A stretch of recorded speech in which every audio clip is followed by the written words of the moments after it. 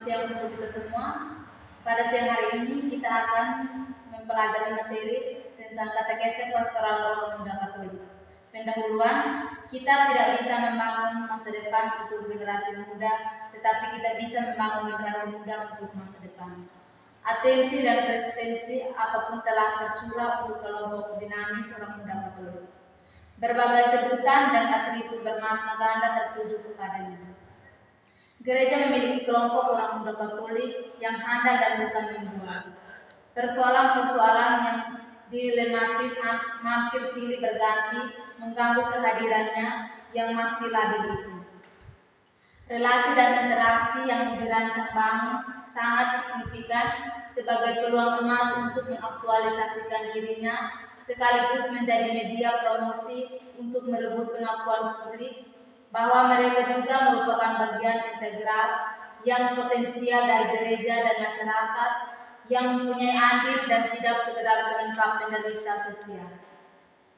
Tidak jarang kita mengklaim orang muda Katolik sebagai kelompok yang kontraproduktif, bahkan suka bikin onar dan masih benar mencari identitas dan jati dirinya.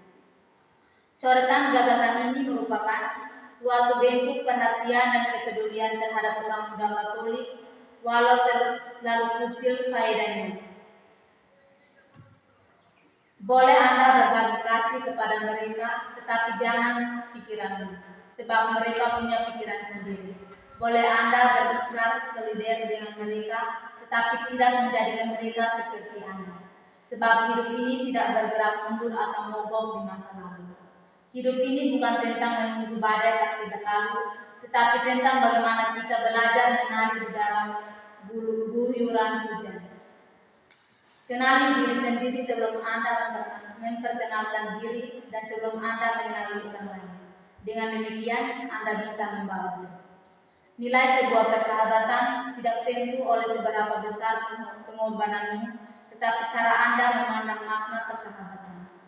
Tuntutan untuk saling memahami memang ada, tetapi yang lebih penting adalah jangan ada panggung. Dalam upaya meningkatkan kualitas rasa memiliki terhadap orang muda Katolik, sangat diharapkan pembina atau pendamping memiliki sikap terbuka atau buka-bukaan yang asli, tidak imitatif, yang bisa ditampilkan. Yang pertama, menunjukkan performa yang wajar. Yang kedua, membangun suasana kebersamaan. Yang ketiga, semangat kesederhanaan untuk mengatakan orang yang sebenarnya. Ketiga, terbuka mengakui kekurangan. Keempat, bersikap satria dalam menerima kritik. Kelima, terbuka untuk rela berkorban demi keutuhan aku dan kamu. 6. Terbuka dalam memberi pujian. 2. Atentif. Siapapun dia pasti ingin mendapat perhatian yang memadai, tidak abu-abu. Apalagi kelompok usia orang muda itu. Mereka sangat membutuhkan perhatian yang spontan dan bukan dibuat-buat. Yang pertama, perhatian yang nyata dalam selalu ada atau hadir bersama mereka, merasa solider, senasib, sepenanggungan.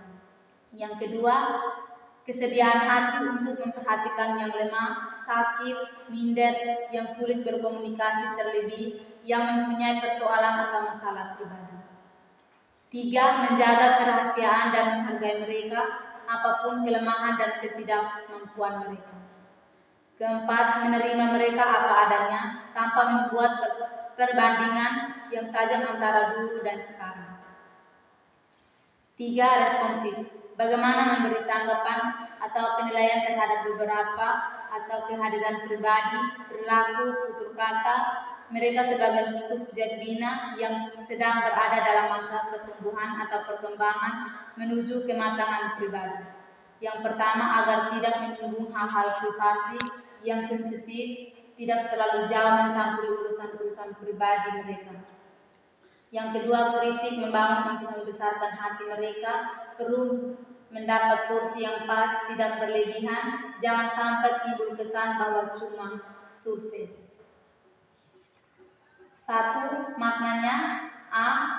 Bukan basa-basi. Yang pertama, penting dan mendesak. Yang kedua, relasional. Yang ketiga, integral. Dan yang keempat, animasi. B. Apa adanya. Yang pertama sederhana, yang kedua langsung, ketiga jenaka, dan keempat jelas. D. Ada apa-apanya. Yang pertama, eratkan tali kasih. Yang kedua, tumbuhkan simpatik empati. Yang ketiga, tumbuhkan rasa memiliki. Yang keempat, indahkan. Dan yang kelima, sopan santun. Salah. Yang keempat, orang muda. Yang pertama, Biblis atau Alkitibian. A. Perjanjian Lama. 1 Samuel bab 9 ayat 2. Saul, seorang pemuda yang elok rupanya, tidak ada seorang pun dari antara orang Israel yang lebih elok daripadanya. Kitab Amos bab 22 ayat 6. Didiklah orang muda menurut jalan yang patut. Yesaya bab 40 ayat 30. Orang-orang muda menjadi lelah dan lesu, dan teruna-teruna jatuh tersandung. 2 Tawari bab 34 ayat 3. Ketika ia masih muda belia, ia mulai mencari Allah Daud, bapa leluhurnya. B. Perjanjian Baru. Injil Markus bab 10 ayat 20. Lalu kata orang itu kepadanya, Guru, semuanya itu telah kuturuti sejak masa mudaku. Injil Markus bab 14 ayat 51. Ada seorang muda yang pada waktu itu hanya memakai sehelai kain benang untuk menutup badannya mengikuti dia. 1 Timotius bab 5 ayat 1. Tegurlah orang muda sebagai saudaramu, perempuan-perempuan muda sebagai adikmu dengan penuh kemurnian. Dari beberapa kutipan teks kitab suci Perjanjian Lama dan Perjanjian Baru yang secara implisit dan eksplisit berbicara tentang orang muda dapat diambil sarinya sebagai berikut. Yang pertama, kelompok manusia yang masih membutuhkan pelayanan pengembalaan. Yang kedua, mendampingi, membina, mengajar, mendidik mereka untuk betul-betul menjadikan Kristus sebagai norma tingkah laku, hidup, karya dan perutusannya menjadi murid-murid Kristus. Yang ketiga, mereka adalah ciptaan Allah yang patut dihormati dalam rangka turut membangun kerajaan Allah di muka bumi ini. Yang keempat, mengajar mereka untuk tahu menghormati atau sopan santun, tata krama, nilai-nilai dan budi pekerti, atau menghargai sesama dan beriman kepada Allah.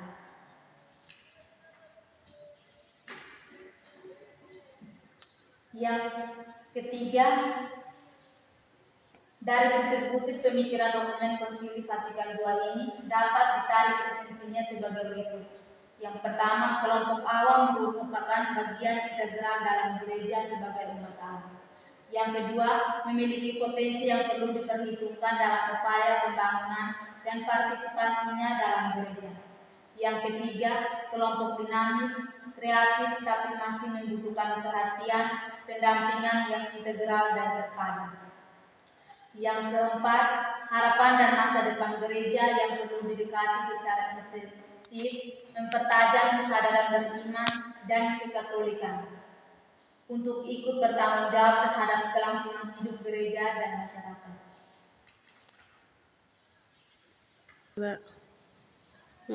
Yang pertama, pembinaan sebagai pendampingan, berarti berada di samping, terhindar dari penyingkiran ke arah kepentingan pembina. Yang pertama, membangun kesadaran mereka akan eksistensi dan situasi lingkungan menuju kematangan pribadi. Yang kedua, menciptakan iklim yang harmonis yang memungkinkan subjek bina dapat terbina dan membina diri sendiri. Yang kedua, pembinaan sebagai pelayanan. Kebahagiaan mereka hanya bisa terwujud melalui pelayanan sampai kepada tindakan atau aksi nyata. Apabila mereka mengalami kehadiran, sikap dan perilaku pembinaan sebagai pelayanan dan abdi yang bebas tanpa pamrih, mereka juga akan bertumbuh dalam semangat pelayanan dan pengabdian. Yang ketiga, pembinaan sebagai perwujudan cinta. Cinta sejati menghasilkan the real good you come to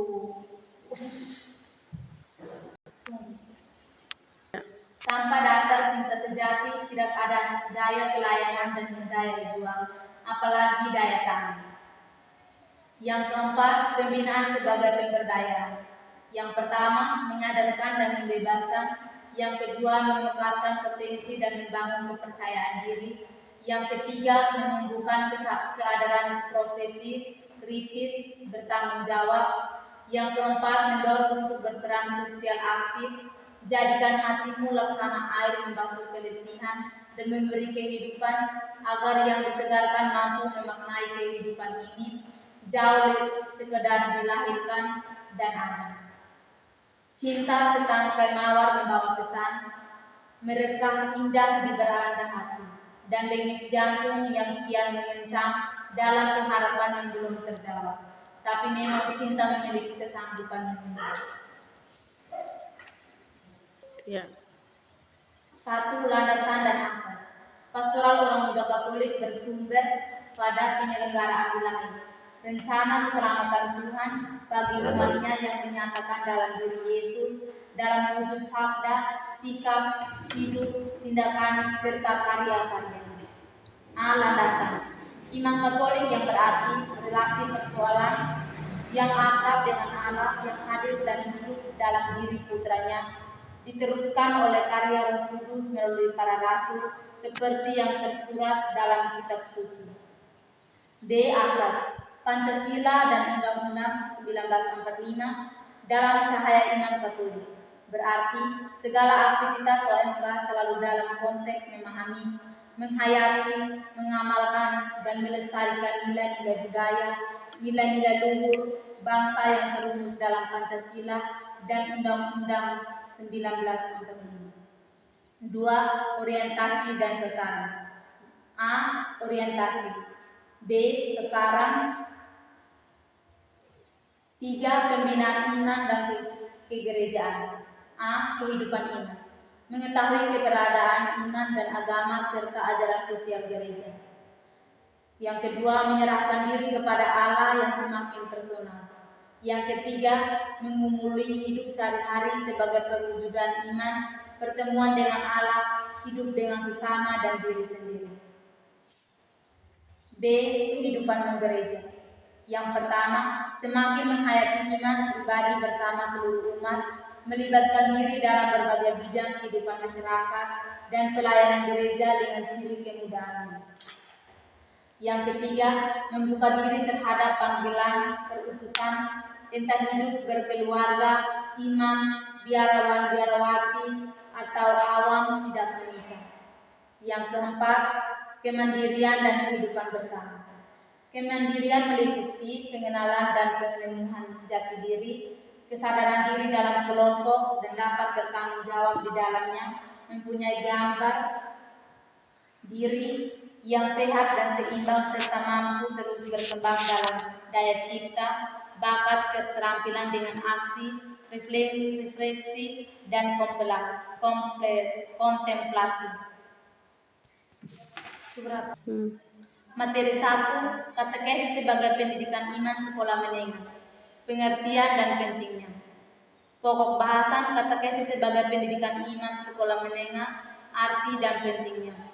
Subpokok bahasan katekesis sekolah menengah sebagai salah satu pendidikan iman, pengertian katekesis sekolah menengah, pentingnya katekesis sekolah menengah. Pendahuluan, katekese disingkat sekolah menengah, disingkat katekese SM, SMK atau OD. Nama lazimnya adalah Pendidikan Agama Katolik di tingkat sekolah menengah yang disingkat PAK-SM. Merupakan salah satu tugas pokok gereja dalam bidang perawatan imam di sekolah. Fungsinya ialah mendampingi siswa-siswa sekolah menengah agar semakin mengenal Yesus Kristus Sang Guru Utama serta menjalin hubungan yang mesra dengan Dia yang adalah penyelamat manusia. Pendidikan Agama Katolik di SM, SMK dan dituangkan secara khusus dalam 3 kegiatan belajar, yaitu yang pertama, katekese SM atau PAKSM sebagai salah satu pendidikan iman. Yang kedua, pengertian katekese. Yang ketiga, pentingnya katekese. Kegiatan belajar 1 katekese SM, SMK sebagai salah satu pendidikan iman. Yang pertama, hakikat wahyu. Dalam kebaikan dan kebijaksanaannya, Allah berkenan mewahyukan dirinya dan memaklumkan rahasia kehendaknya.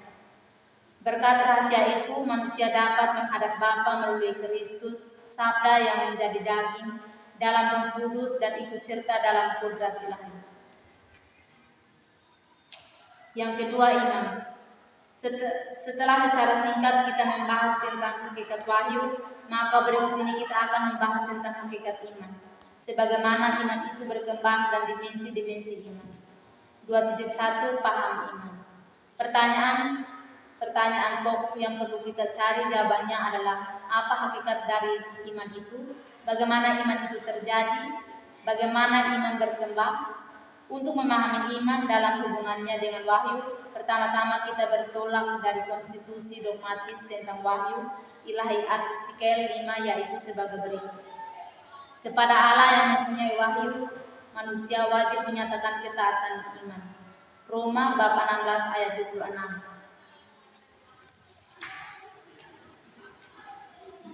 Berdasarkan kutipan di atas, dapat ditarik beberapa pokok pikiran tentang iman, antara lain: A. Iman pada dasarnya adalah jawaban manusia kepada Allah yang mewahyukan dirinya. B. Iman sebagai sikap dasar. C. Iman sebagai anugerah dan tugas. 2.2 Katekese sebagai pendidikan iman. Pemahaman tentang katekese sebagai pendidikan iman harus ditolak dari pengertian katekese, pengertian pendidikan dan pendidikan iman. A. Arti katekese. Dalam arti yang sempit, katekese adalah usaha untuk meneruskan dan mengajarkan iman kepada anggota baru gereja, baik anak-anak dari umat Kristen maupun orang dewasa yang baru masuk menjadi anggota gereja. B. Pendidikan iman. Pendidikan di sini maksudnya ialah proses memberi pertolongan oleh orang dewasa atau mendidik kepada semua manusia muda peserta didik agar mengalami pertumbuhan dan perkembangan pribadi. C. Katekese sebagai pendidikan iman. Pemahaman tentang katekese sebagai pendidikan iman dapat disimak dari kutipan sebagai berikut. Katekese sebagai pendidikan iman merupakan salah satu bentuk karya kewartaan gereja yang bertujuan untuk membantu gereja untuk membina orang beriman agar iman mereka makin mendalam dan agar mereka makin terlibat dalam dinamika hidup gereja dan memasyarakatkan baik sebagai pribadi maupun sebagai kelompok.